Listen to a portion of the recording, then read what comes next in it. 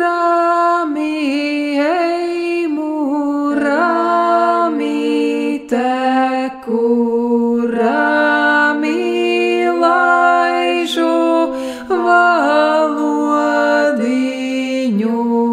Aira, aira, aira, aira, aira, la, la. Dievs dod mani mielīgoti, ramu ļaužu sētiņai. Aira, aira, aira, aira, aira, la, la. Šis stāsts ir aizsācies jau 40 gadu atpakaļ. Un šis gads Turētas muzeja rezervātam lielākā vai mazākā mērā būs veltīts Dainu kalnam, tātad Dainu kalna zīmē. Un jautājums par to, kas mums katram ir Dainu kalns, ar ko mums asociējas, droši vien, ka atbildes ir ļoti, ļoti dažādas. Un tieši tāpēc, lai stāstītu šos dažādos stāstus, mēs esam plānojuši vairākus notikumus šajā te gadā, gan tautas dziesmu izdziedāšanu dažādos stilos, gan īpaši 7. jūlija rītā pulcējoties uz saules sagaidīšanu un to sveicot, suminot, meditējot. Katrs droši vien, ka mēs katrs arī savādākā veidā to darīsim, bet katrā ziņā visi kopā vienoti Dainu kalnam. Kādam Dainu kalns asociējas ar Induļa Rankas skulptūrām, bet lielākoties, laikam, šis stāsts tomēr ir sācies un stāsts ir par tautas dziesmu. Un mums arī katram ir savs ceļš uz tautas dziesmu, un es esmu ļoti pateicīga un priecīga, un tāpēc šo te pavasara sveicienu es gribu pasniegt īpaši Annai, jo pateicoties Annai, pateicoties Annai Jurkānei, mēs šo sarunu ciklu aizsāksim. Un nav jau noslēpums, ka Annas Jurkānes darbība arī Turētas muzeja rezervātā ir ļoti cieši bijusi saistīta ar Dainu kalnu, un Anna šobrīd strādā pie jaunas izstādes veidošanas, kuru vasaras saulgrožos mēs ceram atvērt. Inga Ābele kopā ar Annu top grāmata. Lūkosim, kad tas viss lielais stāsts sataps grāmatā un mēs varēsim viņu atvērt. Un tāpēc šis īpašais pavasarīgais sveiciens Anna jums. Paldies par to, ka pirms mēs svinām, mēs izstāstam to stāstu, kāpēc lietas tiek darītas. Paldies! Un pirms arī dod vārdu gan Annai, gan Solvitai šovakar pirmajām viesim sarunu ciklā, jo šis sarunu cikls tātad tiek aizstāts šovakar un turpināsies vairāku mēnešu garumā. Solvita jums īpašas mūsu grāmatas, Turētas muzeja rezervāta un abonements šim gadam. Nāciet, kad gribat pie mums ciemos.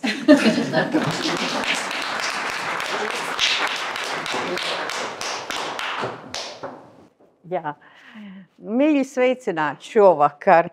Man ir tas gods vadīt sarunu, bet tā, ka es jau gandrīz vai 4 gadus tā publiski neuzstājos, tad es ļoti satrauktu par to. Es arī. Jā, kopā. Jā, un šis pasākuma cikls ir saistīts ar to manu pārliecību iekšējo, tādu pašu, kā tas bija pirms 45 gadiem, kad satikāmies ar Induli Ranku, un es stāstīju par to, ka muzejs veido Krišāņa barona taku no Dainu mājām līdz Turētas kalnām, pa tām pastaigu takām, kur Krišāņas barons sava mūža pēdējā vasarā ir staigājis.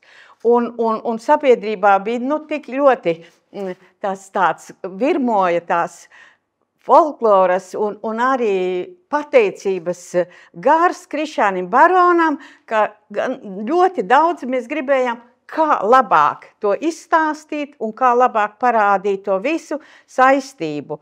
Un tas Krišaņa barona pastaigu vieta no Dainu kalnu uz Turaidu mūža pēdējā vasarā bija tas iedvesmas brīdis tam, ka Turaidā šeit ir īpaši kaut kas jādara. Jo tā atnākot strādāt pirms 52 gadiem, ja, tas ir šausmīgs skaitlis visiem, tas tā kā šokē mazliet. Ja. Turaidā muzejam bija jārūpējas par drupām, par pilsdrupām, bija tikai 38 kvadrātmetri, 2 mazas telpiņas, un tad jau likās tā, kā pastāstīt par to, kas ir tautas dziesma, kas mēs esam. Ja ne tikai par viduslaiku pīlī, bet arī par to, kā veidojas tas. Bet tas būs stāsts izstādē, tas būs cits reizes stāsts, bet šoreiz mūsu pasākumu cikls sākas ar ko?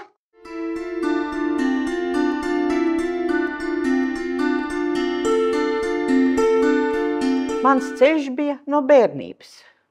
Un tas, kā tiek gatavot izglītības programma un tas viss, ar to tad arī sāksim. Kā mācīt un kā mēs paši no bērnības, es, piemēram, 4-klasīgā pamatskolā, starpbrīžos katru starpbrīdi gāju kumeliņi rotaļās. Un tas viss bija kaut kur manā zemapziņā, par to, ka arī darot, ieņemot jau amatu kādu, kur ir kaut kādas iespējas, tā tautas dziesma nāk man līdzi. Solvita, man liels prieks par to, ka jūs šovakar piekritāt, ka jūs esat, un par to arī, kad jūs esat ar Turaidu ļoti cieši saistīta. Un tie vasaras saugriežu svētki un tie rituāli, tie man liekas ļoti daudziem ir ļoti mīļi un paliks neaizmirstībā atmiņā. Paldies! Lūdzu, jums vārds. Paldies! Labvakar visiem! Tāds skaļš pieteikums. Varbūt saugriešu rituālos es vienmēr esmu vadījusi rīta rases rituālu, kas ir tas nomazgāšanās un attīrīšanās un saules sagaidīšana. Bet vēl man ir bijis, vēlāk redzēsiet, stāstīšu arī par to, faktiski mana ģimene ir izaugusi uz Dainu kalna notikumu paklāja, varētu teikt. Bet ja mēs atkāpjamies uz bērnību, kur tad sākās, kur ir sākums, tad man ir paveicies. Man sākās ar manu vecmāmiņu. Tātad mana vecmāmiņa Latgalē, laukos, ar pilnu saimniecību, ar, tie ir varakļāni, tātad latgaliete pēc izcelsmes, bet dzimusi Rīgā, diemžēl. Bet visas vasaras, 3 mēneši tika pavadīti laukos, līdz ar to tās ir ierakstītas sajūtas manā atmiņā, kas nav izdzēšamas ne ar ko, jo tās ir smaržas, tās ir garšas, tie ir pārdzīvojumi un tās ir arī zināšanas par to, kā iejūgt zirgu, no kuras puses ir jākrāmē siena kaudze un kā labāk tur ravēt to dārzu, un dārzi bija lieli, un tas, par ko es visvairāk priecājos, ka man tika iedota nevis tagad rekonstrukcija kaut kāda, ka jāapsēja lauks, nē, man tika iedots maiss, sētuve, un tika pateikts tā, ņem ar 3 pirkstiem, un tagad apsēja visu lauku. Un tad es gāju un sēju, un mācījos, kā jāiet, 1, 2, 3, un tad izmet, un tad 1, 2, 3, un atkal ņem. Visu dīnu jūmīdzinu, visu dīnu jūmīdzinu, palelui teirumeņu, palelui teirumeņu. Un tādas nianses, sapratu, ir tik daudz, kuras šobrīd, es nezinu, vai ir jēga mācīt skolā, viņi arī ir jāizved uz tādu saimniecību, uz tādu vietu, un tas ir jāpiedzīvo. Es arī esmu par to, ka jāpiedzīvo. Mums ir jāsaprot, no kurienes mums tā maizīte nāk, no kurienes mums piens nāk, no kurienes olas nāk un kāds izskatās. Un man bija jācēr aitas, un mana vecmāma bija audēja. Šis nav viņas austais lakas, bet viņa bija ciema audēja. Un viņai tiešām nāca viss ciems pasūtīt linudvieļus un galdautus un palagus viņa arī auda. Un, protams, arī dečus, kā viņa saka. Un pati krāsoja dzies un vērpa un ratiņš rūca. Un tas viss process tika iziets tieši vecmāmiņas vadībā, par ko es esmu priecīga. Bet, diemžēl, tās mājas vairs nav saglabājušās, bet es esmu priecīga, ka viņas tiek atjaunotas jau citi īpašnieki atjauno. Bet tās atmiņas, tas ir tas, kad es nevis esmu kaut ko izlasījusi grāmatā, bet man ir tas dzīvais mantojums, kuru es nesu tālāk. Un vectēvs savukārt man ir bijis violnieks. Un arī ciema muzikants, kurš ballītē bija galvenais spēlētājs. Un pašai man ar violi neiet tik labi, es viņu mācos, protams, caur dančiem, bet ir noticis brīnums kaut kāds nākošajā paaudzē. Mana meitiņa un māsīca, mana brāļa meitiņa, ir violnieces ar absolūtajām dzirdēm un spēlē profesionāli gan ārzemēs, gan Vidzemes kameru orķestrī. Un tad cauri paudzi atkal iedzima tā smalkā auss no vectēva. Bet vectēva stāsts beidzās, mājās gan viņš beidzās, bet viņš beidzās traģiski ar to, kad viņš tika izsūtīts uz Vorkutu. Un dēļ tā, kad viņam bija smalkie violnieka pirksti, viņu izbrāķēja kā šāvēju, un viņš kurināja krāsnis. Lai apsildītu barakas, kur dzīvoja visi pārējie izsūtītie. Un viņa uzdevums bija diezgan traģisks, ko es arī šo stāstu es jūtu sevī, kad viņam bija jāizvāc mirušie, kuri bija nosaluši, kuri bija saslimuši. Tad atgriezies no Vorkutas, viņš katru dienu kurināja krāsnis. Viņš vienīgais, ko darīja, kurināja krāsni. No rīta līdz vakaram vienmēr pārkurināja, bet tā bija trauma, kas viņam bija palikusi. Un laikam tā uguntiņas kurināšana man pašai arī ir, nezinu, kādā veidā tik mīļa, ka es arī veicu rituālus, un arī pie mājas ir ugunskura vieta, kur es gadskārtās iekurinu uguntiņu, un svarīgos brīžos arī iekurinu uguntiņu, un tā ugunskurināšana man ir katru rītu un katru vakaru, jo es atteicos savā lauku mājā kaut kādus katlus ieviest, es cērtu malciņu katru dienu, un tā dzīva uguns, laikam, tas nāk no tā vectēva, kas ir. Tā kā tradīcijas ģimenē, tas ir liels spēks. Un es ļoti daudz filozofēju par to, kā mēs varam pazaudēt tradīcijas, var būt pārāvums starp paudzēm, bet vai ir iespējams to rekonstruēt? Domāju, ka ir iespējams. Es domāju, ka atkal var iesēt sēklu, mēģināt pārcelties uz laukiem, mēģināt art, mēģināt sēt un izdzīvot, varbūt kurināt krāsni, atjaunot māju. Tas notiek, tas tiek darīts mazliet jau savādāk, bet mūsos kā cilvēkā ir tā atmiņa, un mēs varam to atcerēties paši caur savu esību, caur savu ķermeni. Bet tā, es negribēju sākt sarunu. Vienkārši tā sanāca, jo šorīt no rīta es nolasīju Latvijas Universitātes konferencē par kultūras mantojuma tādiem vēsturiskiem aspektiem izglītībā. Tā bija akadēmiska lekcija. Šodien man pasūtījums ir sirsnīga lekcija. Jā. Un varbūt ne lekcija, bet saruna formāts, kur es mazliet apjuku, un tāpēc var plūst saruna tur, kur publikā arī ir interesanti, kur mums ir varbūt kopīgi kaut kāda sajūta, kuru mēs gribam izrunāt. Tas ir tas iemesls, varbūt, kāpēc jūs katrs esat šodien te atnākuši. Šeit ir par stāstiem runa, Te jūs redzat stūrītī mani kā tautumeitu. Man bija 18 gadi, un es sēžu te pie Brīvdabas muzeja kaut kāda pakša, un nezinu, kurš fotogrāfs mani ir noķēris un nofotografējis. Un tas stāsts ir tāds, ka kopā ar Daumantu Kalniņu, jūs zināt Rotkals Daumants Kalniņš no Cēsīm, es tikko pabeigusi uz vidusskolu, aizgāju uz Ilgas Reiznieces kursiem un sāku kalt rotas, man ļoti iepatikās, jo viņš tika uzaicināts uz šiem te kursiem. Un tā es kļuvu ilgus gadus vienīgā Daumanta Kalniņa mācekle rotkalšanā.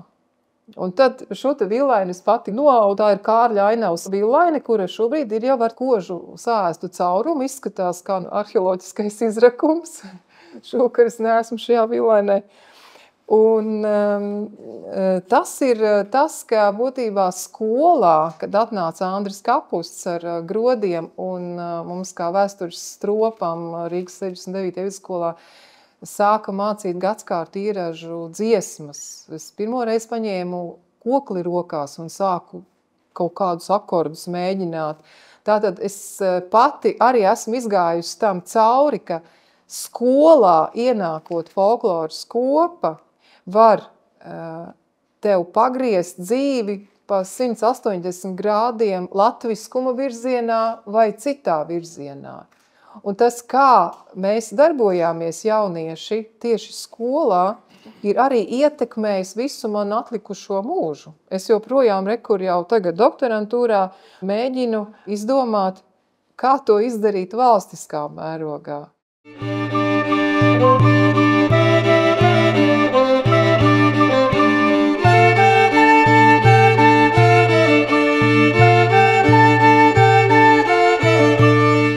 Te jūs redzat vārdus kreisajā pusē, un tas ir pats Dainu kalns. Ja mēs te esam sapulcējušies dēļ Dainu kalna, tad to es pati laikam esmu fotografējusi un esmu ielikusi kaut kādu savu sajūtu, ka dziedot šo dziesmu, es arī domās zīmēju sev apkārt šo te dievu zīmīti un arī jūtos pasargāta. Klusāt jaunī, klusāt vecī, Dievs ienācā istabā. Klusāt jaunī, klusāt vecī, Dievs ienācā istabā. Dievs ienācā istabā, vaicā namā saimēniek.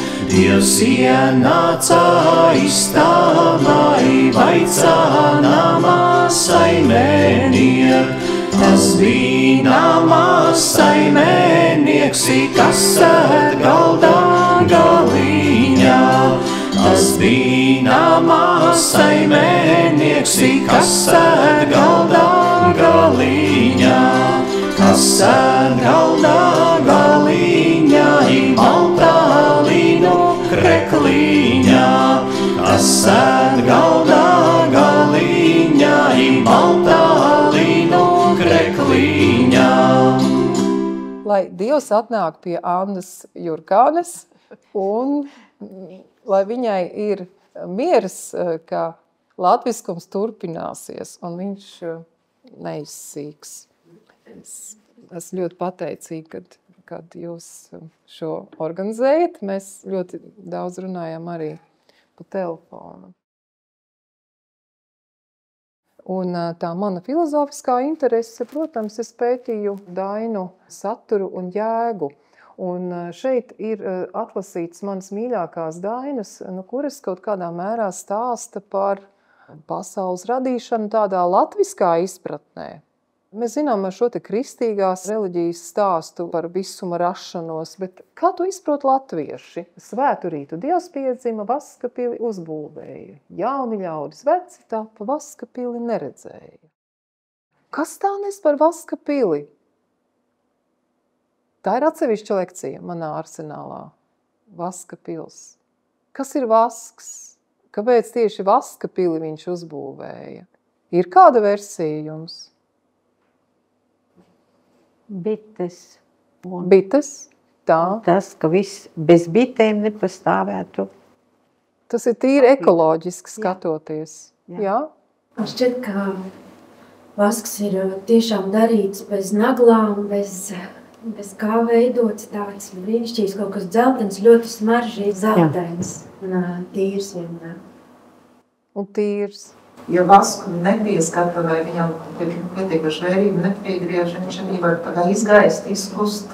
Nu, kas tie jaunie ļauts vec, tā pa vasku filu neredzēja. Jā, nu tāpēc, kad bita jau ir tā, kas savienotās, tāpēc ar to zaļumu. Bita kā dvēse. Vaska pili. Varbūt tā vienkārši ir iespēja, ko Dievs dod, bet ne katru reizi cilvēks to redz. Nu, mēs rekurē, te ir skaistas tās bišu šūnas, mēs jau te redzam, ja? Tajās bišu šūnās, kad sabīja 2-3 stūrīšus vīrišķo ar sievišķo, un tad izveidojās tāds sauļotais staps, kuru sabīdot kopā, sanāk 6 šķautnītes, un tad novāk šim te vīrišķiem, sievišķiem 3 stūrītim gar malām, un izveidojās bišu šūna. Tātad vīrišķās enerģijas tāds apvienojums. Ja? Un viducītī dzimst bitītu dvēselīte, un parasti medus jau simbolizē arī laimes sajūtu. Bez laimes mums te vispār nebūtu ko darīt, manuprāt. Tā kā, un par to pili, tā vienkārši ir pils ar daudzām istabām, ar daudziem stāviem droši vien. Mūsos arī taču ir daudzi stāvi, daudzas istabas.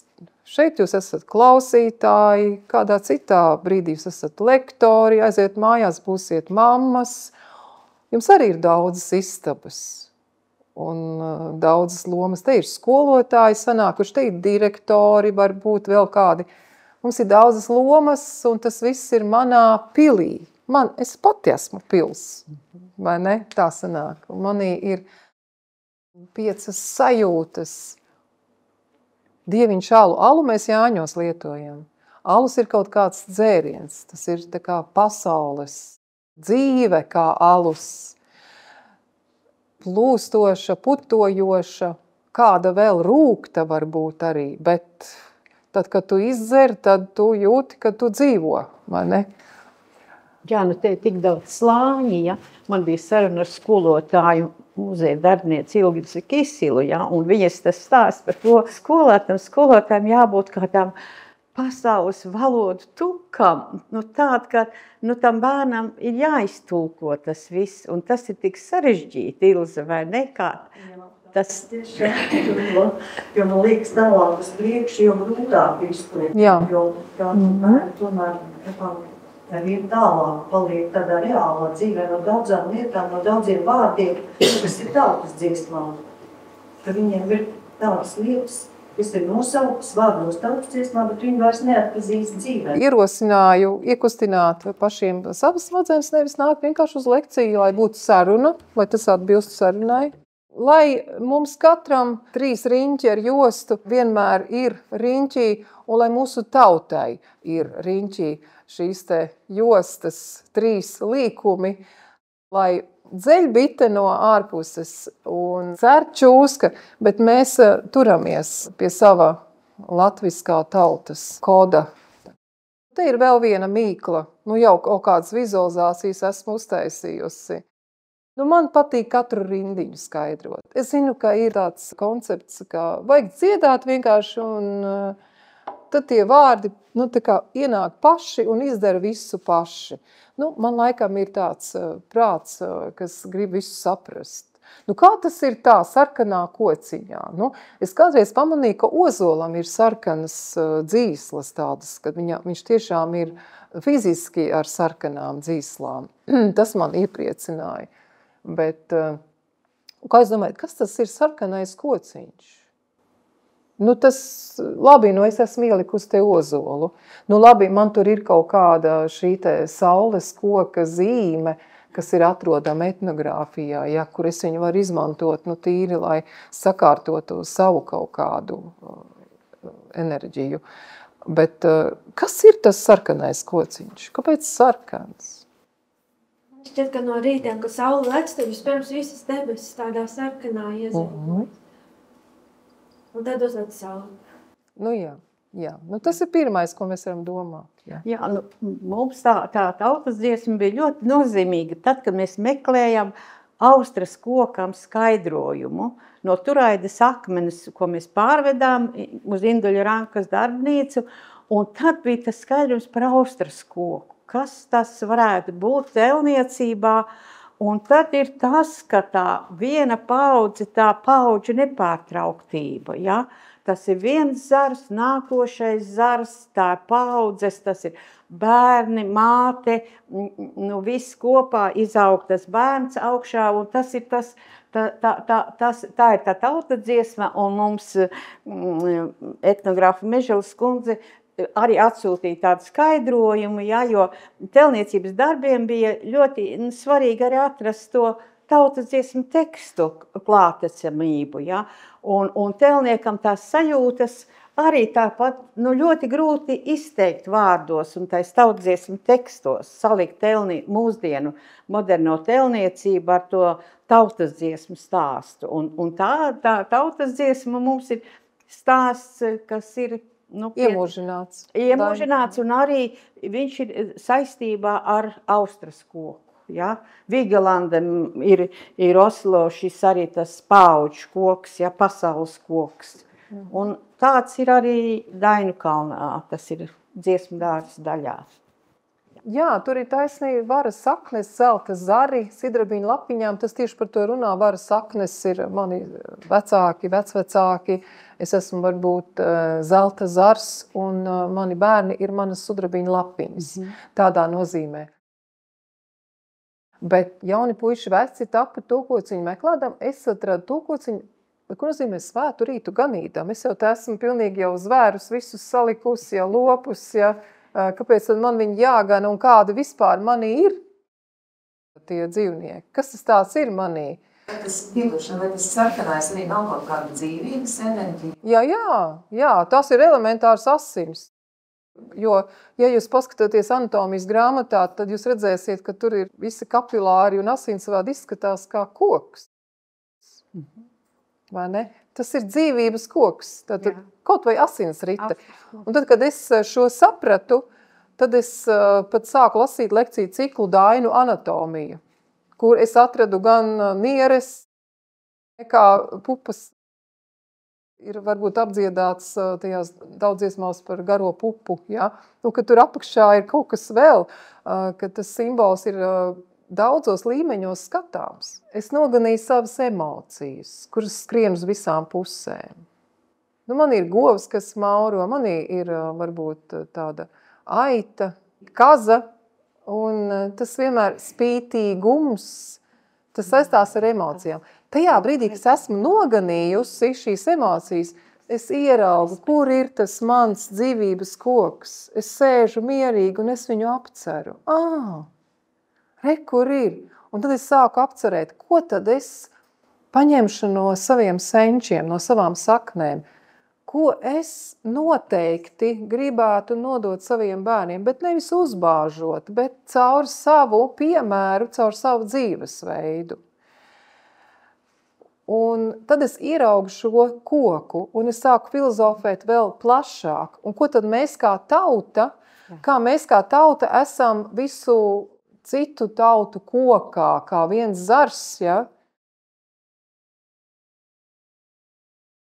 Tātad šis tēls palīdz mums apcerēt un apcerēt dažādos griezumos, gan ģimenes, gan savā personiskajā kontekstā sanāk, gan ģimenes kontekstā, gan tautas kontekstā, gan arī pasaules kontekstā. Augstī pūtā ziemas vēji, klāji tautu tīrumiņi, rāja rīridi, airada rīridi, raira.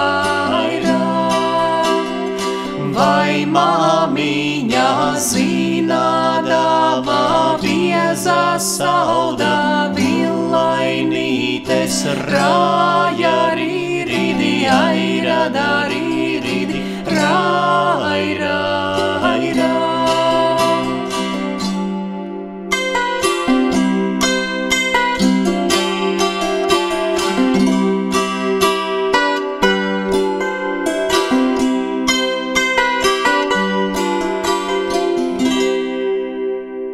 Un filozofija un schēmot man ļoti patīk un saprast, kā tad tie procesi notiek, kognitīvie procesi, prāta procesi, kā tad mēs iztēlojamies, kurā vietā tas notiek, kur man ir prāts, kur man ir emocijas, kur man ir kaut kāda šī te fiziskā enerģija man ir kaut ko darīt vai man nav kaut ko darīt. Un kāpēc vienā reizē man ir un kāpēc otrā reizē nav. Nu, nav mums tādas smalkas mācības, kas būtu dainās balstīta. Mēs zinām tikai to, ka, ja es daudz dziedu dainas, visi procesi notiek dabiski. Man attīrās prāts, man viņš sakoncentrējās, man, teiksim, normalizējās, ritmizējās elpošana, līdz ar to emocijas iegūst tādu harmonisku sakārtotību, negatīvās aiziet, pozitīvās nāk atpakaļ. Ar to ir faktiski pietiekoši.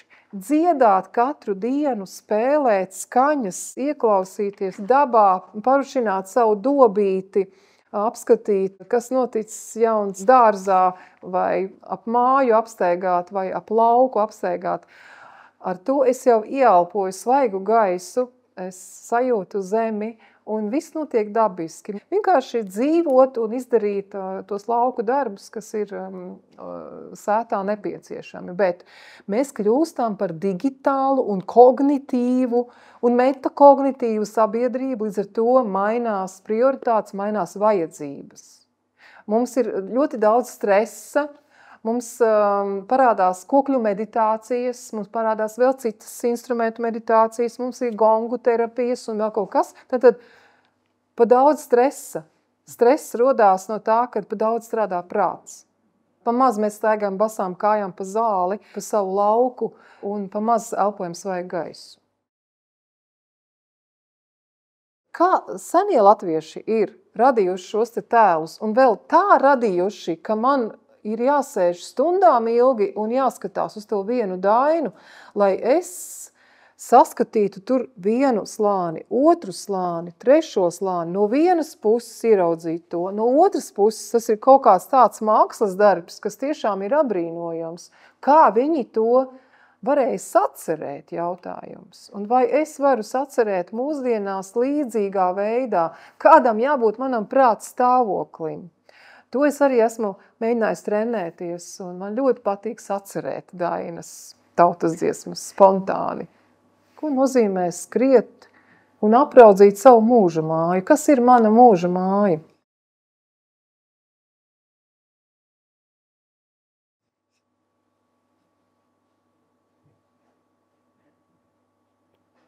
Vai viņa rūsēja, vai pelēja, vai skanēja staigājot? Liksim klāt moderno psiholoģiju.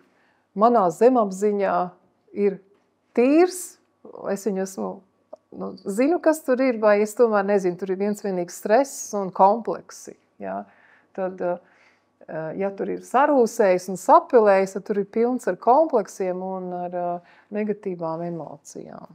Ilgi skatījos tiem mirguļiem un ilgi domāju, kas ir mēnestiņa istabiņa, kur viņa ir.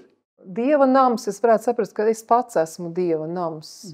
Bet kas ir mēnestiņa istabiņa? Kur ir mēnesis manī? Jā, kungs, jā. Kā tad prāts? Mans mēnesis ir mans prāts. Ahā, es domāju, labi, un tagad paskatīsimies uz visiem dainu simboliem no tāda rakursa. Kas manī ir mēnesis? Tad kas manī ir saule? Kas manī ir saules meita? Un viss pārējais. Un kas manī ir vēja māte? Psiholoģijā tu sauc intrapsihiskais skatījums. Nekas nav ārpus, viss ir manī pašā. Nu, tagad ir teorija. Teorija, etnopsiholoģija, kur ir 3 intelekti. Lūk, padomiņš ir metakognitīvais, kognitīvais, un tur varētu būt arī Dieva dēla pērkons Jānis, Jumis, Ūsiņš un Meteņš, un tikumiņš būtu šis te emocionālais intelekts, kur būtu šīs te saules meitas, saule un laima, un ka viņas ir manā sirsniņā. Tā nav mitoloģija kaut kur tur ārpus manis kaut kādā grāmatā. es ar to laimu, ar saules meitu varu sarunāties sevī iekšā. Jo mēs zinām, ka manī pašā ir vairākas pseido personības daļas, ar kurām man ir katru dienu jāatrod kompromiss un ar katru dienu ir jāsaprot, kura būs galvenā. Vai galvenā būs laima, kura visiem grib labu kaut ko iedot, vai galvenā būs saules meita, ko es bieži vien asociēju ar sievišķīgo daļu sevī. Man ir arī pērkons, kas grib pakliegt kādreiz uz kādu palaidnīgu bērnu, kurš ir kaut ko nodarījis. Un manī ir arī šis te ūsiņš, Dieva dēls, kā nāk kāda apgaismības doma. Aha, es sapratu, tas ir ūsiņš manī. Nu, un tagad domājam tālāk, kas ir metens manī? Varbūt tas, kas šaubās, tas, kas mētājās. Mēs varam tā paskatīties uz šo. Mana veselība, tā ir Māra. Ja es gribu, lai būtu man veselība, man ir jāprunājās, Māriņ, kā tu varētu man palīdzēt? Tēli, šo tēlu atmiņa bērnos būtu kā tēlu biblioteka jāveido. Viņa jāveido, nu tikai ir jautājums, kādā veidā, ar kādām metodēm viņa jāveido. Nu, es iedomājos, ka ar filmu palīdzību, nu vismaz kaut ko var veidot, bet to arī metodi var kritizēt, nu cik viņi var sēdēt pie tādām filmām, labāk iziet dabā, Dainu kalnā un pašiem izkarināt veļu un sajust, cik viņa ir slapja un pālpot šo te miglas gaisu, nekā skatīties tādu filmu. Filma ir varbūt kā tāds ierosinājums to darīt. Varbūt viņa, nu kā psiholoģijā saka, ir triggers, ja, kas izaicina pašam pamēģināt, bet ne vairāk. Viņa nevar aizstāt tās dabīgās sajūtas, kas ir dabā reālā piedzīvojumā pārdzīvojamas. Šeit ir 3 vārti. Mums ir domu vārti, mums ir sirds vārti un mums ir rīcību vārti. Un lai viņi virinātos visi saskaņoti, nu, tad tur ir jāpastrādā. Tālāk var filozofēt, kas tad tieši šajā dainā ir. Un tas pats ir par dīvaino bērziņu ar 3 lapiņām. Kas tas par dīvaino bērziņu? Bērs, ja mēs skatāmies, tāpēc viņš te ir ielikts, ir gan balts, gan melns. Tas ir gan pozitīvais, gan negatīvais. Un mēs zinām, ka daudz ēdot torti, mums arī paliks nelaba dūša, bet ja nebūs torti nemaz, tad atkal būs slikti. Tā kā saglabāt šo te līdzsvaru, un lai tas līdzsvars saskaņojās, kā latvieši saka, lai manas domas saskana ar maniem vārdiem, ar manām sajūtām un ar manām rīcībām. Tas būtu tas latviskuma kods, kur es esmu stabils, es esmu saskaņots ar debesīm, ar sevi, ar zemi un ar visu pasauli. Un tā 9 līmeņos es esmu izpētījusi, ka mums ir 81 epitets, kā apzīmēt dažādus līmeņus, kas ir atrodami mūsos pašos. Kas ir sarkanās odziņas, kas ir laipiņas, kas ir apcirknīši.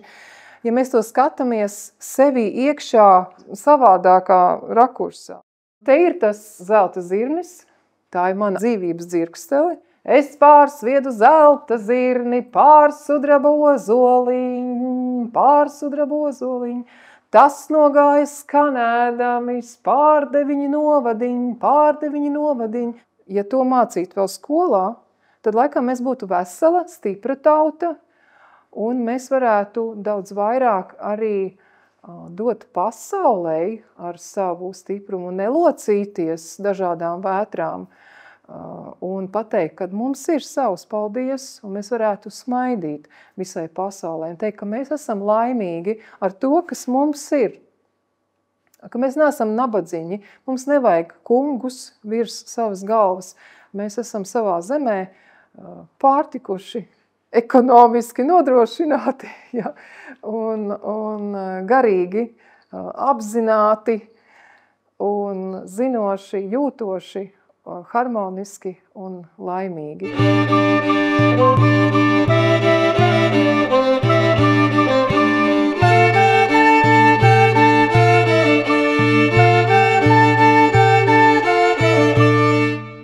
Labi, man ir bijusi tāda pieredze ar vecmāmiņu lauki un vasaras laukos, bet ko darīt ar tiem bērniem, kuri ir pilsētā un viņiem nav tādas vecmāmiņas?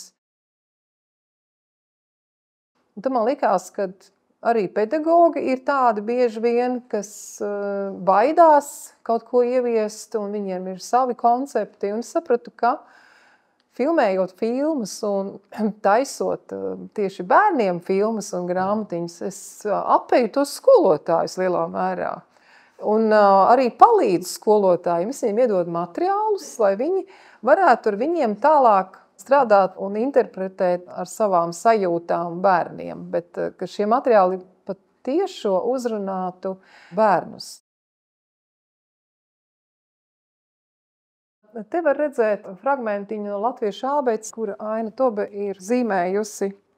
Un mums pat ir veikts zinātniskais pētījums, kurā mēs pierādījām, ka tad, kad tiek bērnam stāstīts ar šādiem dziļiem, skaistiem, emocionāliem tēliem, tad tas viņu tiešām labāk uzrunā, un šis te kā emocionāli viņam izstāstīt šo te stāstu, nozīmē, ka vēlāk viņš arī sasniedz labākus saucamos akadēmiskos rezultātus. Un šobrīd jau mācoties doktorantūrā, mums jau par to stāsta, ka tas ir pierādīts arī pasaulē, Amerikā, psiholoģijas šajā te institūtā, kad šīm emocijām ir ārkārtīgi pozitīvām emocijām, harmoniskām emocijām ir ļoti liela nozīme. Un mēs par katru vārdu diskutējām, vai šo vārdu sapratīs vai nesapratīs. Tā bija liela komanda.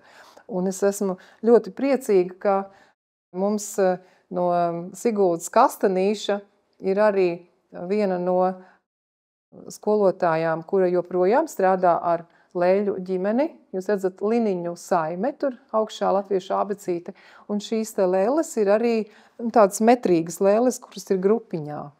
Un tad pilnas ģimenes koncepts tiek izspēlēts arī grupiņā.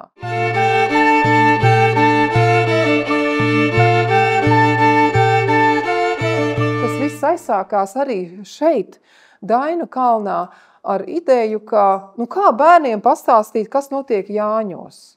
Jo Jāņos taču nav tikai svētki, kur atnāk, un es arī ar saviem bērniem, kuri bija vēl 3-gadnieki un 4-gadnieki, mēs sākām staigāt uz šiem te Dainu kalna Jāņiem.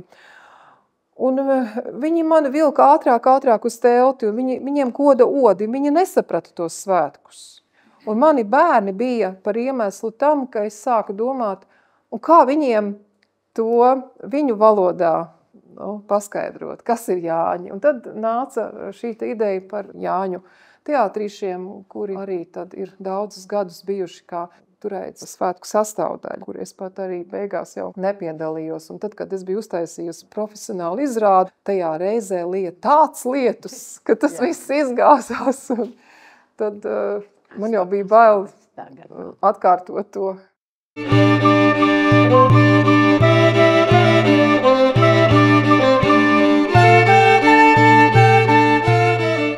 Šovakar mums būs Lēļu izrāde, bet tajā Lēļu izrādē mēs aicināsim arī jūs aktīvi piedalīties. Šo izrādi mums palīdzēs muzikāli atdzīvināt skolēnu pils folkloras kopa Kokle vadītāja ir Dina Liepa.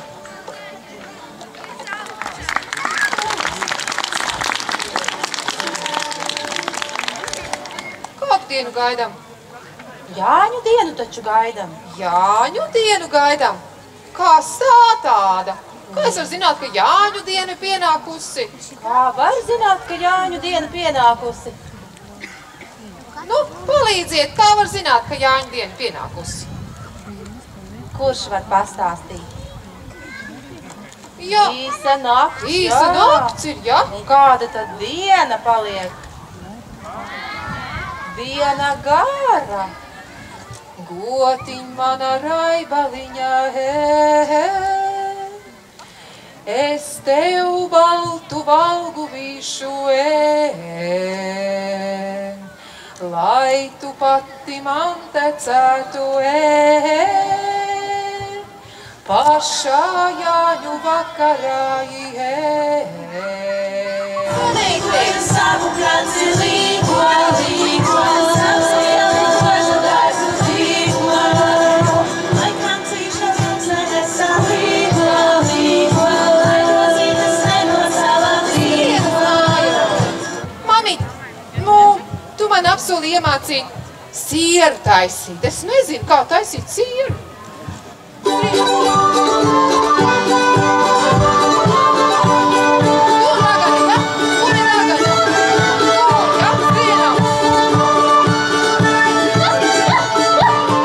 Kustība Latvijas kultūra izglītībā tā ir biedrība, ko es vadu, un šeit ir slepenā pūra lāde, kur ir katram mēnesim materiāli salikti 5-gadniekiem, 6-gadniekiem.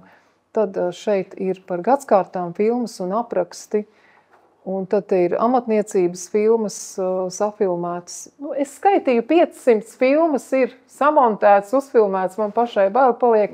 Var sakot, es nezinu, tie kādi 3 gadi kopā ar Edgaru Liporu un Māju Smildziņu un Jāni Rēdlihu muļķošanās, un šajā laikā mani bērni ir bijuši tie, kas kaut ko tur palīdz, kaut ko stutē, un tā mēs esam darbojušies.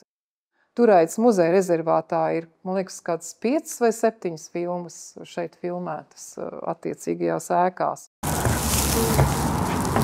Tā. Tās pašas mucas? Jā, viņš var uzmest uz mucas.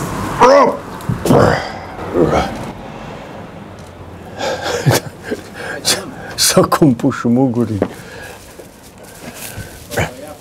Vecais, gan viss ir labi pastrādājuši, skaties, cik daudz ražas mums.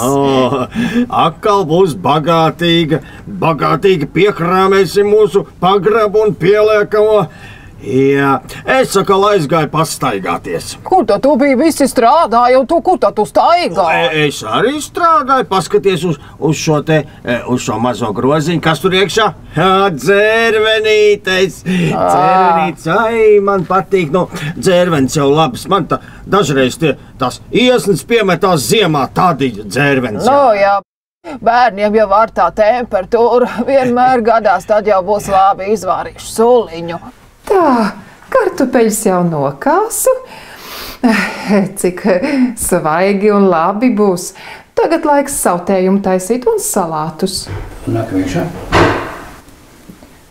Tā, būs jau maizīte. Bišķi pat tālāk, mazliet mazāk. Vēlreiz, aiziet. Tā, vēršu vaļā. Tā, redz, karsts. Paņemšu priekšautiņu. Būs jau gatava maizīte. Ir vajadzīgi vērtējumi no peles. Tas, kā apstājies, tāpēc tu apstājies. Atkal grūti. Un tu vari teikt, nav nemaz tik liels tas maizes un tā tālāk. Tā kā, lai tev ir kaut kāds komunikācija ar viņu. Komunikācija? Tad viņš jau nezina, ka tur pels sēž. Tas nav svarīgi. Tu ar viņu komunicē. Jā. Es neredzēs, ne? Nē. Varam? Jā. Aiziet! Ko tad tik smagi? Velc, sirdziņ! Oi, Dievi! Tas tā kā tāds miegs uzdāts. Ko tu apstājies, jā? Varbūt, ka vajadzētu turpināt ar dziesmu.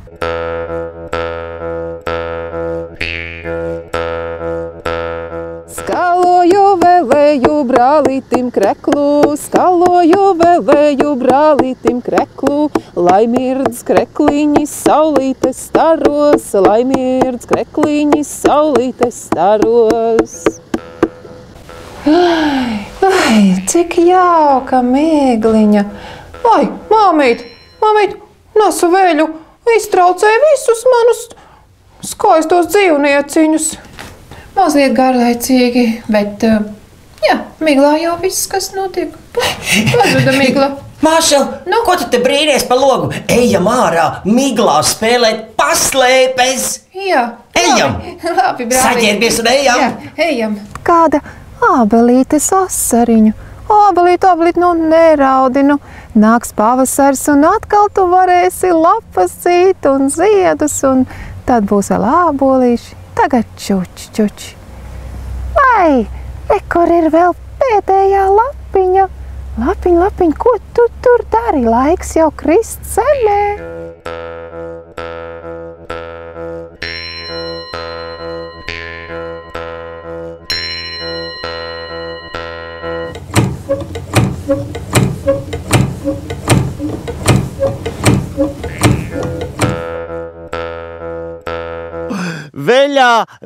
Veļas. Tie laikam tie veļi tā veļās. Veļi nāk. Kas tie tādi, klausies?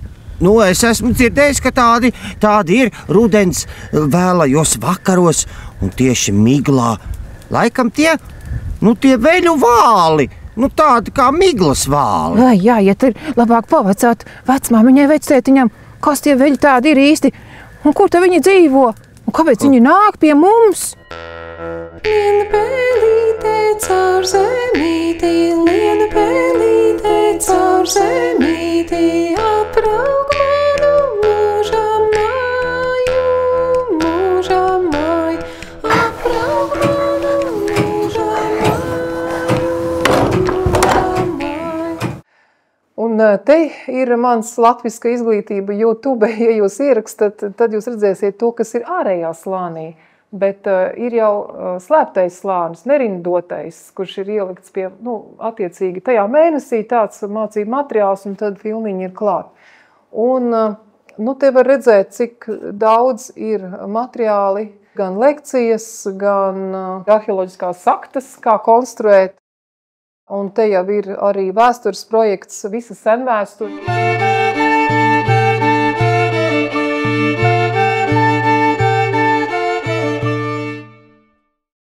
Mēs redzam vertikālos aužamos stāvus, kuros ir šādi māla atsvari. Šādi māla atsvari ir atrasti Turaidā slānī, kas ir datējums ar 11. un 13. gadsimtu. Un funkcija viņiem ir tāda, lai šos te velkus, vilnas dzijas velkus, nostieptu, jo tad, kad viņi ir nostiepti, tad var ļoti labi cilāt šīs nīšu kārtas. Un atkarībā no tā, cik daudz nīšu kārtas ir, to audumu sauc vai nu par vienkārtni, tad būtu 2 kārtas, vai par trīnīti, tad būtu 3 kārtas, un šī gadījumā ir 4 nītis. Tātad 4 nīšu kārtas, 4 nītis. Tad, kad ir izveidots šķīriens, tad var ar šādu te saivu, uz kuras ir uztīta dzija, veidot audus. Kad dzija ir izvilkta cauri, tad ar šādu darba rīku viņu var mazliet blīvāk piedzīt klāt un veidot audumu. Tad, kad tas ir izdarīts, tad tiek veidota nākamā nīšu kārta un audums tiek turpināts uz priekšu. Skatoties uz šo vizualizāciju, jeb maketu, jūs paši varat iedomāties un iztēloties, kādi ir bijuši dzīves apstākļi Pilskalnos vēlajā dzelzs laikmetā un kādas ir bijušas celtnes, kas Pilskalnā ir atradušās. Vai tur ir atradušās lielākas vai mazākas dzīvojamās ēkas, vai tur ir bijušas kādas noliktavas, kurās glabāti graudi vai kādi ieroči, vai tur ir bijušas darbnīcas, kurās ir apstrādāts māls vai metāls, vai gatavot kādi citi ikdienai nepieciešamie priekšmeti, vai tur ir bijušas kādas citas celtnes, kas ir bijušas ikdienai nepieciešamas, lai šādā Pilskalnā vēlajā dzelzs laikmetā tā iedzīvotāji varētu mierīgi dzīvot. Tad te ir sadarbība ar vēstures muzeju, un par vikingiem arī mēs kuģojām ar kuģiem un filmējāmies, un rekur te ir arī par cēsu kaujām, un te ir ļoti, ļoti daudz Liniņi svin Jāņus. Liniņi ir svinējuši visas gadskārtas pēc kārtas. Tā. Te ir par bitēm un arī ir filozofēšanas, ir arī pats sākums. Tā, vairāk es jums te nerādīšu, ir atsevišķs vakars vajadzīgs, lai šo atcerētos.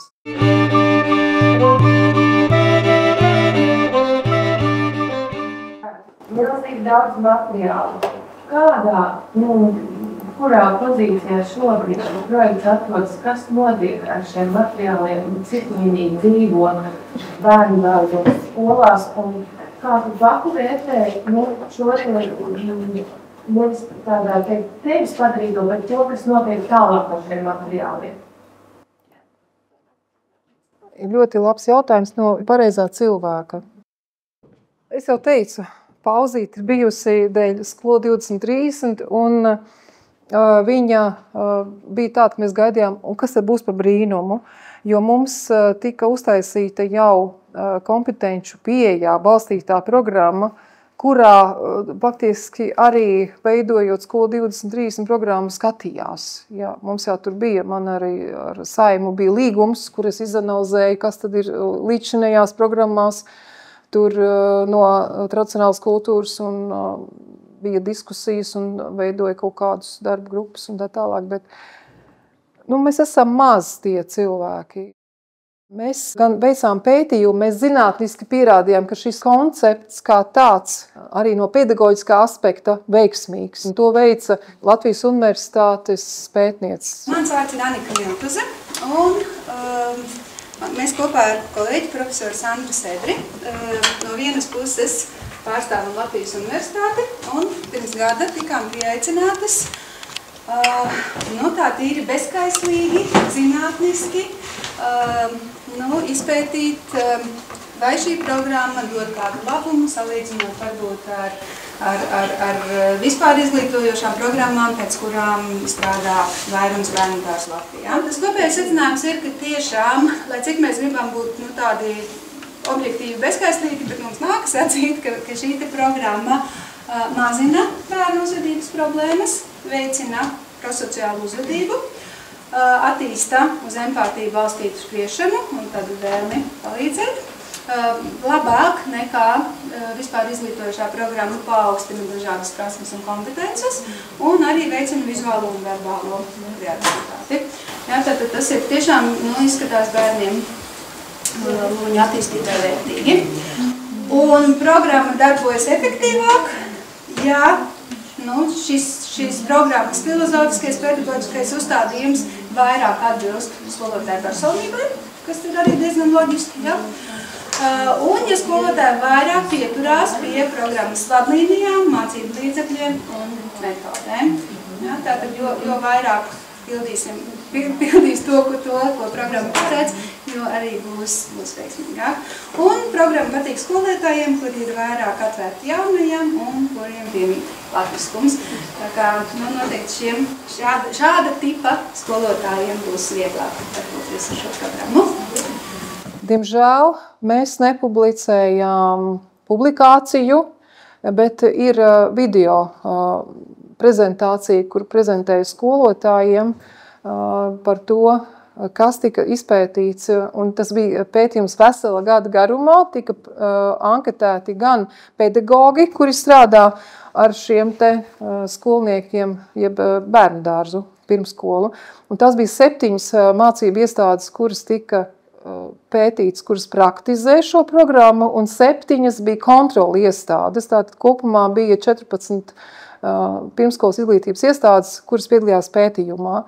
Tika anketēti visi vecāki, aptaujāti bērni, protams, un pētījuma sākumā un pētījuma beigās. Tad tas bija eksperimentālais pētījums, jo katru mēnesi bija arī, vai kā mēs tur tikāmies, bija saucamās intervences, ka mēs satikāmies tie pedagogi, kuri strādā, un katrs prezentēja, kā viņš šo tēmu ir risinājis savā mācību iestādē.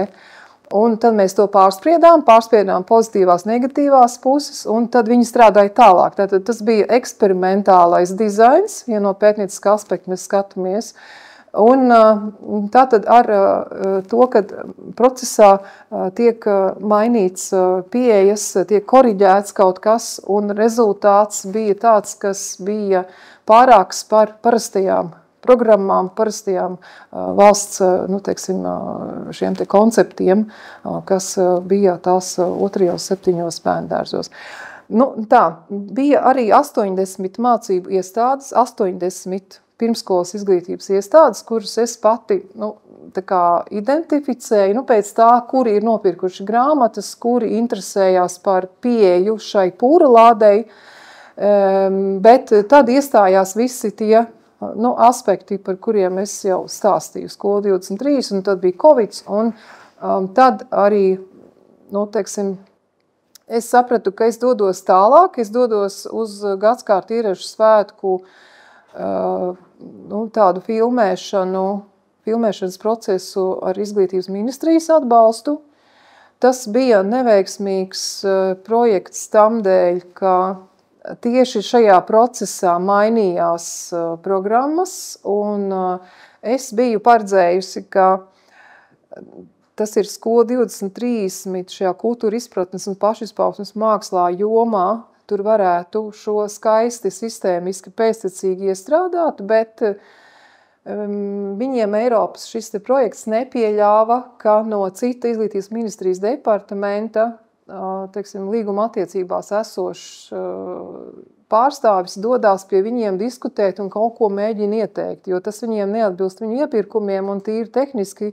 Tātad es piedzīvoju situāciju, ka līgums ir noslēgts, nodefinēts, kas ir jāizdara, bet rezultāts bija tāds, kad programma tika radīta tāda, kas, nu, es viņu izanalizēju, veicu pētījumu, es viņu iekļaušu tagad doktora disertācijā.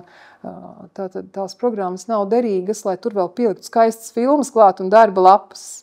Ja? Es ceru uz to, ka ir jāizveido līdzīgs koncepts, kāds ir Lietuvā, kuru es arī pamatīgi pētu, ka tur ir pagājušā gadā ir ieviests etniskās izglītības tātad obligātā programma, kur apgūst visā valstī visas skolas.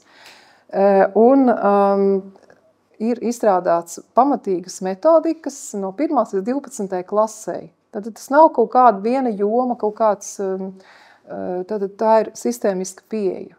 Tas, kas man ir simpātiski. Viņi tam ir gatavi, jo 10 gadu laikā viņiem jau ir bijusi kopējā izglītības programma 1. 12. klasē, kuru viņi varēja īstenot 5 dažādos veidos, gan caur interešu izglītību, gan caur atsevišķiem mācību moduļiem, gan caur atsevišķiem priekšmetiem. Tad tā bija skolas izvēle, bet šobrīd vairs nē. Šobrīd tā ir valsts politika, valsts programma ar visu mācību līdzekļu finansēšanu, izgatavošanu, un tur ir nesalīdzināms finansējums pret to, ko šeit šie entuziasti šajā kustība latvisku kultūra izglītībā projektā darīja. Un būtībā mēs izdegām. Līdz ar to es pārgāju citā tādā režīmā, es sapratu, ka ir jādomā savādāk, ir jāizvēlās cita stratēģija. Tātad no sākuma ir jāveic pētījumi un kādam ir kaut kas uzskatāmi skaitliski jāpierāda, nevis emocionāli, bet skaitliski, un jāsasauc kopā, lai diskutētu par to. Es priecājos, kad arī jūs esat šodien šeit, un mēs varam kaut nedaudz šajā virzienā vispār ierunāties un domāt. Tā kā man ir ļoti žēl, ka es pati esmu, cik es sarēķināju, 15 gadus sēdējusi savā istabā kā tādā būdiņā, lauku būdiņā un pie datora taisījusi programmas, filmas, mācību materiālus, un es ļoti maz parādos sabiedrībā. Arī it kā es taisīju daudz instrumentus, es vienkārši pārdevu uz skolām, tas ir mans hobijs. Trejdekšņus, man liekas, es nezinu, cik daudz deju kolektīvi, deju ar maniem trejdekšņiem. Un ar bungām arī visādām, bet es saprotu, ka viena cilvēka dzīve ir par maz un ka ir vajadzīga valsts politika. Un tāda, kur piedalās visi. Un jo vairāk, jo labāk. Ka to nevar viens cilvēks, ka to nevar viena biedrība. Pat 2 biedrības to nevar izdarīt. Un pat viens projekts to nevar izdarīt. Ka tam jābūt ir savādāk. Un tad, kad es aizbraucu uz Lietuvas etniskās kultūras aizsardzības padome, un tad, kad es ieraudzīju Daļu Urbanavičieni, es sapratu, ka ar mani viss ir kārtībā. Tas, ko es biju iedomājusies, sēžot savā Latvijā, savā lauku mājā, es redzu, ka tur Lietuvā ir precīzi tāds pats cilvēks ar tādu pašu virzību un domu, bet tikai tas viss ir īstenots. Es par to tikai vēl sapņoju, bet tur viss ir īstenots un tur notiek viss saskaņot ar visām pašvaldībām, ar lielajām organizācijām, kas ir valstiskās organizācijas. Un, es domāju, kā tā var būt? Un viņa teica, jā, ka Lietuva šī ziņā tiešām Baltijas valstīs ir atšķirīga un īpaša ar to. Un es ceru, ka sadarbība turpināsies un mēs turpināsim tikai palielināt to gan diskusiju sabiedrībā, gan arī mēģināsim, to darīt gudrāk nekā līdz šim. Es atbildēju. Te jūs redzat, tas mans ierobežojums, man ir jāpastāsta, un kāpēc atkal es neesmu redzama sabiedrībā, tāpēc, ka man ir puika. Un tas arī man ir brīnums, man ir puika, kurš sēž rekur tīri tāds omulīgs, bet viņam nekustās kājiņas. Un šeit ir mani bērni jau 18 gadus, rekur dvīņi, abi 2 priekšplānā jau izauguši, un kā jūs redzat, puika rātiņkrēslā, un, ir jāpasaka, droši vien, ja jūs redzat to kopainu, ka tas individuālais cilvēks, cik viņš var izdarīt viens pats, ka man ir puika, kuru es neesmu atdevusi nekāda aprūpes iestādē, es pats par viņu rūpējos, un pagājušā gadā viņš bija ļoti kritiskā situācijā, būtībā visu laiku slimnīcā. Arī šobrīd viņš ir slimnīcā un sūta jums visiem sveicienus, un arī es atgriežos atpakaļ uz slimnīcu. Viņš pamāca mani sakoncentrēties, neskriet apkārt, jo tas apjoms, kas ir izdarīts, viņu nevar izdarīt, ja skraida apkārt ar pasākumiem, teiksim tā. Tas ir mazliet no privātās tādas.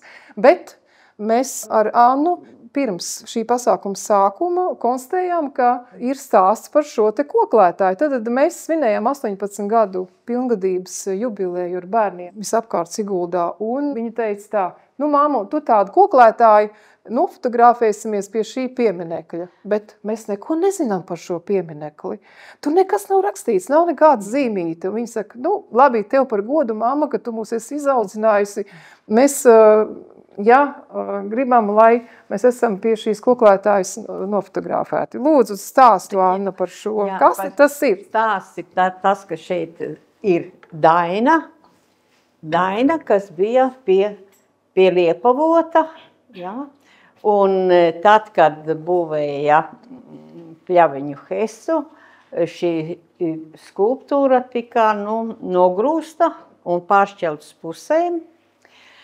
Un man bija satikšanās ar cilvēkiem, kas bija atbalstījuši tēlnieci Aleksandru Briedi, lai viņi varētu apgūt Francijā tēlniecības zināšanas. Un šis cilvēks rosināja, ka vai nevarētu muzejs un es personīgi braukt uz kombinātu māksla un mēģināt, lai šo skulptūru salīmē kopā un tad varētu uzstādīt Siguldā. Un tā tas arī notika, un skulptūras atklāšana bija 1980. gada 17. jūlijā pēc dziesmu svētkiem, tikko bija beigušies, un tur mēs satikos ar, es jau biju tikusies stāstu, Indulim izstāstījis par to, ka mēs veidosim uz akmens izcirsas tautzīsim tekstus, bet viņš atnāca ar savu piedāvājumu. Un tajā dienā arī pēcpusdienā lija lietus, un mēs kopā ar dažiem citiem no Siguldas cilvēkiem izstaigājām Jelgavu kalnu, Dainu kalnu, un tad Induls, cik viņš ļoti gribētu, veidot šeit, izvietot skulptūras, un ka mēs varētu šo mūsu ideju par Krišjāņu baronu taku, par Dainu kalnu varētu īstenot kopā. Un tas 2018. gada no 17. jūlija, man tā ideja, tas, kas mums bija no muzeja puses, es viņu tā negribēju tā dalīties ar Induli Ranku, un tad pienāca tas saucamais goda līgums, ko mēs noslēdzām 80. gada 21. oktobrī, es uzrakstīju vēstuli, apdomāt visu, ka es piekrītu, sadarbosimies. Un tieši tajā pašā dienā, 21. oktobrī, Indulis Ranka uzrakstīja man vēstuli. Un tā tas ir tas saucamais goda līgums starp mums. Ne man bija finansējuma, ne viņam tās iespējas, bet mēs vienkārši apņēmāmies abi kopā mēģināt to risināt. Es ar savām administratīvām un tā amata prasmēm un iesaistot zināju, es jau biju izgājis daudzus, ja tā domā, ka tā uzreiz viss notiek. Nē, es biju izgājis daudzus neveiksmīgus projektus, pat Telnieka, Teodora Zaļkalna mājām, viss man jau bija pamatīga pieredze. Un tad es zināju, es to tā darīšu, un tas tiks īstenots. Un tāpēc šī liepavota skulptūra Aleksandrs Briedes bija ļoti, sākums idejai par vienošanos par Dainu kalnu. Tāpēc viņa muzeja stāstā ir ļoti nozīmīga. Ne tikai, protams, viņa ir kā telniecības, kā Aleksandrs Briedes telniecības darbs, kā skulptūra, kā vieta Latvijas kultūrā, tā ir ļoti nozīmīga. Tas man tas stāsta. Ieraugot šo, es biju ļoti iepriecināta. Kāda saskaņa un kādas, pat grūti pateikt. Viss tai pasaulē ir vienots. Tā ideja un atskaņas un. Jā, bet redz, kā tās skulptūras, viņas tomēr to savu stāstu tura. Un lai gan mēs saskārāmies un mēs nezinājām to stāstu, tad beigās mēs viņu uzzinājām. Tātad tās akmens skulptūras ir tās, kas var arī nodot tālāk ziņu. Informācija akmenīgi. Paldies! Laikam tad arī viss. Paldies! Paldies! Es domāju, dziedāsim tautas dziesmas, dziedāsim Dainu kalnā, dziedāsim mājās, elposim, būsim veseli. Un liels paldies jums! Paldies! No debesu nolaidosi kalādu, ar sudraba virvītēmi kalādu, mīļās māras šupulei kalādu, māmuliņas klepītī kalādu, mīļās māras istabiņa kalādu, pilna sīku šupulīšu kalādu, kad es vienu kustināju kalādu, visi